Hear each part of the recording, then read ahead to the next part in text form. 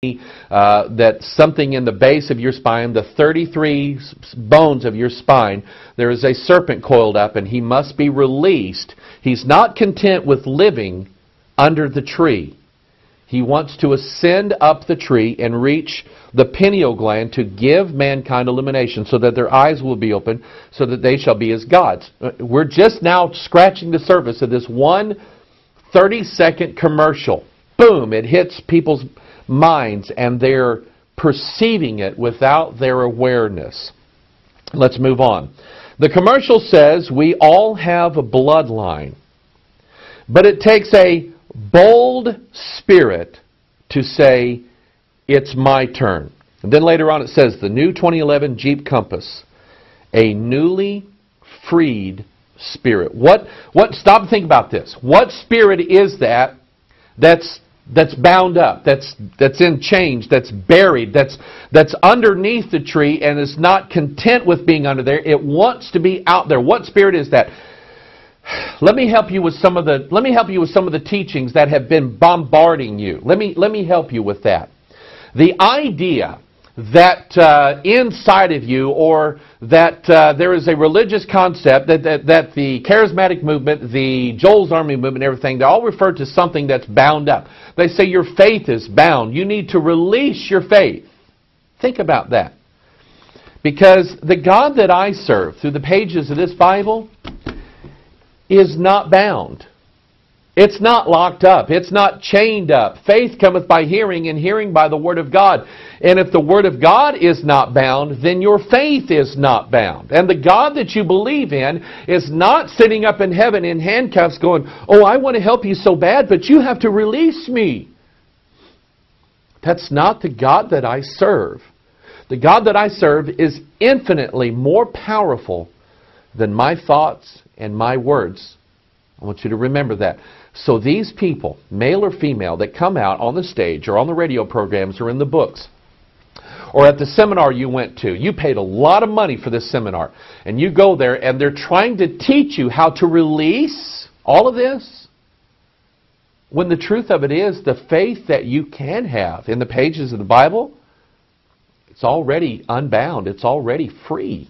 It doesn't need to be released by you. Think about the subtle trap that has been laid for you. There's a teaching here. Okay? You want to see it again? You just wait and see. And so anyway, a bold spirit. The Jeep Compass is a newly freed spirit. Revelation 17:8. The beast that thou sawest was, and is not, and shall ascend out of the bottomless pit, and go into perdition. And they that dwell on the earth shall wonder, whose names were not written in the book of life from the foundation of the world, when they behold the beast that was, and is not, and yet is. Revelation chapter 9, verse 11. They had a king over them that was the king of the bottomless pit. And in Revelation 9, the fifth angel sounds, and a star falls from heaven, and to him was given the key of the bottomless pit. So that, and I want you to think of something. Maps all have a compass. And they have a legend. And they have a key. Think about it, okay?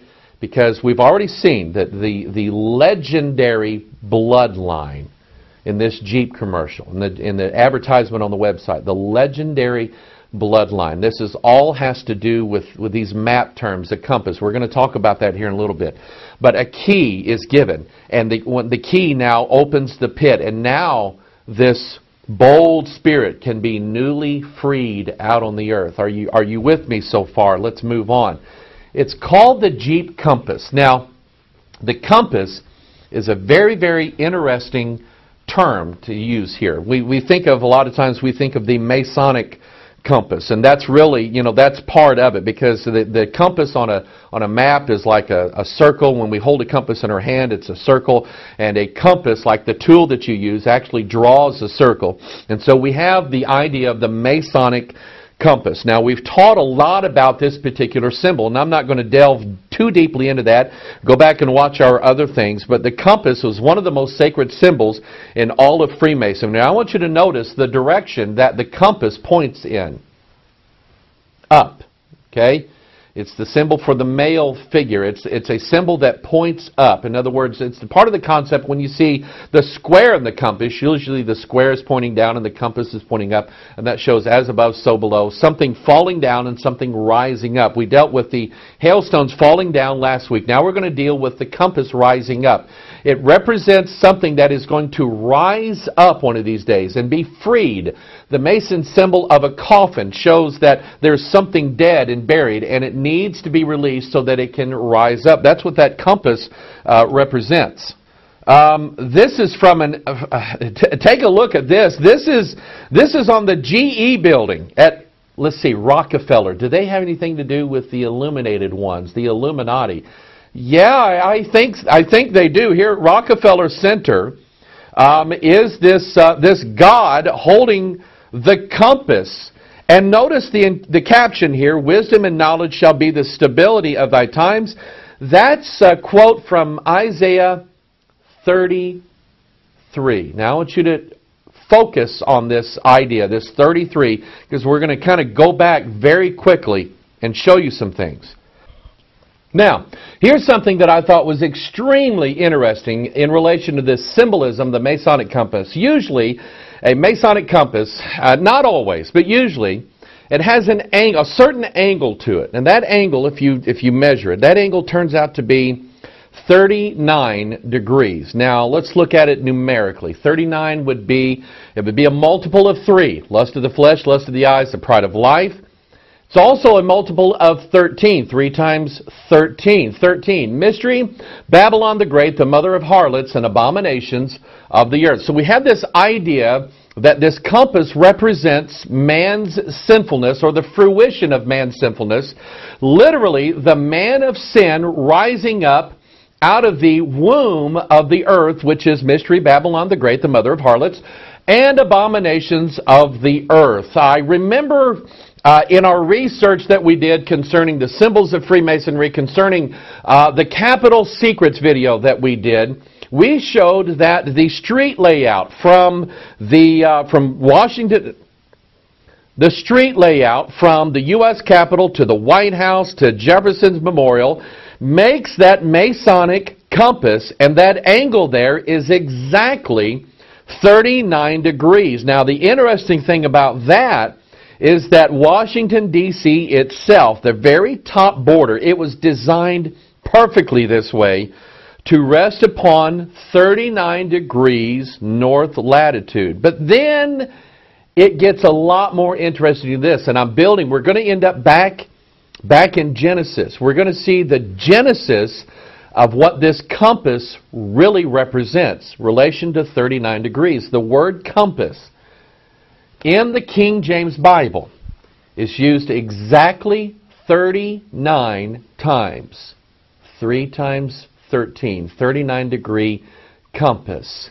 Including this verse here, Isaiah 44:13. The carpenter stretcheth out his rule. He marketh it out with a line. He fitteth it with planes, and he marketh it out with the compass. And maketh it after the figure of a man, according to the beauty of a man, that it may remain in the house. You know what he's referring to here? Idols.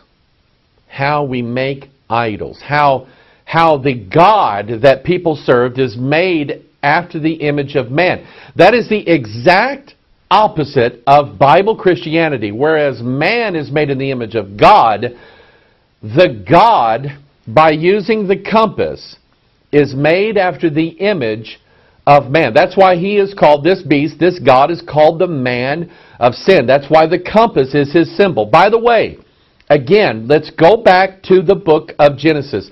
Let's understand the genesis, or the beginning, or the primary reason for the man of sin and what he represents. Because when we go back and we're dealing with this tree that was in the midst of the garden, and God